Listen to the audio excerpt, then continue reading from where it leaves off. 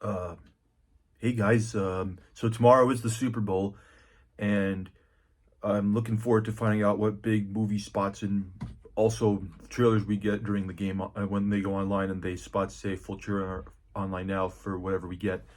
But before we get into the big game, I just wanted to share one more message with the people at Disney and Marvel Studios and even the marketing people at Disney who are probably putting the final plans in place now for what films they're going to promote during the big game as we speak. Um, so, but uh, first off, to the CEO of Disney, Bob Iger, and the president of Marvel Studios, Kevin Feige, I wanted to say, well done. You did a great job with the first trailer for Marvel Studios' The Fantastic Four: First Steps. Would have liked it to match or maybe barely top Superman by a couple million views, but the fact that it managed to get number 10 in the all-time 24-hour global movie trailer launches with 202 million views and get close to even what I think is the worst film of the MCU in Thor: Love and Thunder. Yes, sorry, I know people will defend that movie, but I think it's not great. Probably what the worst of the MCU and what people hate about it, that franchise. It even reinforces my belief that Thor: The Dark World is the best Thor film, but that's a whole other topic for another day. The fact that it got close to even topping Thor: Love and Thunder's first trailer is a big sign that maybe you might want to pay attention to Fantastic Four: First Steps and realize that maybe it is the key that Marvel Studios needs to, I don't want to say what should be the basis for the kinds of films they make going forward, but at least should be the film you should put them. Aside from maybe Thunderbolts, that film is like the one film you cannot mess up. You cannot screw up that film. Feige, Iger, and everyone involved on that film. This, and I'm still standing by this claim, despite some people thinking I'm a bit ridiculous for believing that, but to each their own. This film, The Fantastic Four: First Steps, might be your only shot at making $1 billion this year.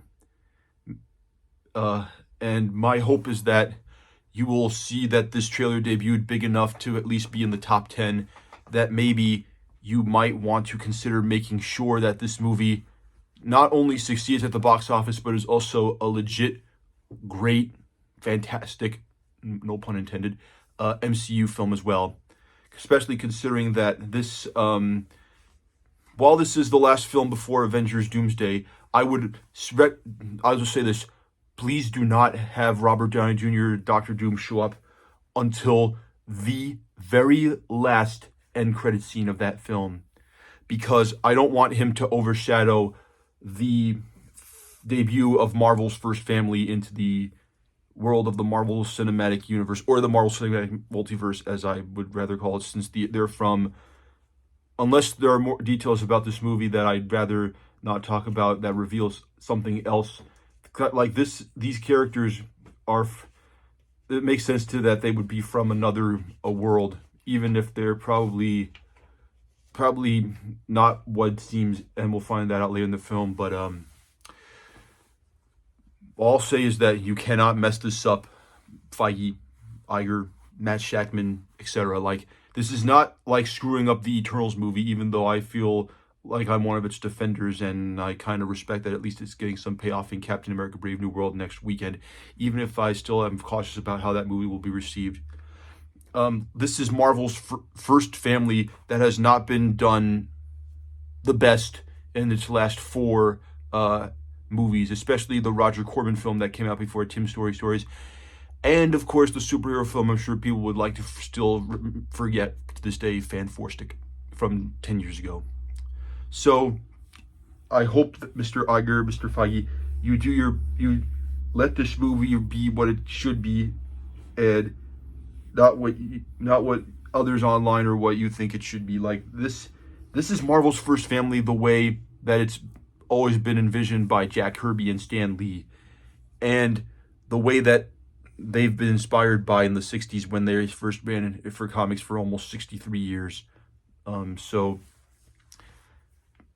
don't mess this up, guys. That's all I'll say. Like, this is your only shot at a film, is your only shot at a billion this year, and the best way you can let that be is to just let the film be great and what it is, without having any connective tissue to the wider MCU until maybe the very last end credit scene. Kind of like how Black Panther did. Like, it didn't really focus on any MCU connections until we got Bucky in the very last end credit scene of that film to lead us into Avengers Infinity War. Like, just let this film be about the Fantastic Four, and don't bring in Doom until the very, very last end credit scene of that film. Like, this film needs to be 99.999999999% about the Fantastic Four and them in this alternate retrofuturistic 60s universe. Like, just let it be about that. Let it be great in quality, considering you have the people from the Avatar, James Cameron Avatar movies, the Kingdom of the Planet of the Apes, and from other stuff as well, that you got to make sure that this film gets right.